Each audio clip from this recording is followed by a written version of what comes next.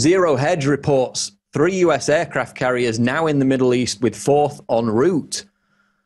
And the Stennis, the aircraft carrier Stennis, will be the 3rd carrier accompanying Lincoln and Enterprise. As it turns out, a 3rd carrier was already en route, and as of today, the Eisenhower is either at the opening of the Strait of Hormuz or just past it. So basically, with a 5th one, with the Stennis arriving in 1 to 2 months, we've now got 5 aircraft carriers or 5 attack ships right there in the Strait of Hormuz, in the Persian Gulf, right as this escalation with Iran and Syria builds to a head.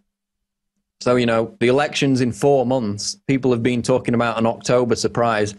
Israeli sources in the past couple of weeks have been jumping up and down with further at the rumor that Obama's going to give the green light to attack Iran as an election stunt. Now, we were told, obviously, that had been delayed until 2013. Many people expected it to take place at the beginning of this year. Then it was said it was going to be delayed until 2013.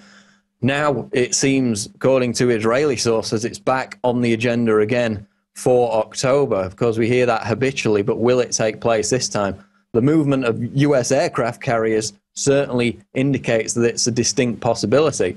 You've also got the situation in Syria escalating, of course, with the media, the establishment media, desperately trying to fan the flames of hysteria in a bid to help topple the Assad government. Of course, yesterday we had the terror attack which killed several senior members of the Assad government, applauded by the Obama White House. Again, before, you know, Susan Rice, whenever a terror attack happens in Syria, Susan Rice, the US ambassador to the UN, basically uses it as a threat against Assad and says, if you don't step down, there'll be more terror attacks, because, of course, NATO and the US are funding, arming the terrorists that are now overthrowing Syria.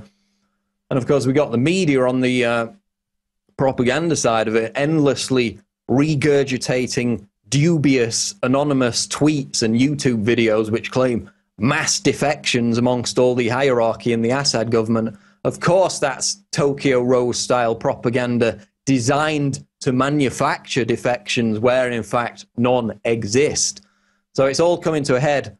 The warships are in position. You know, the election's around the corner, possible October surprise coming up, and the path to Persia is being bulldozed.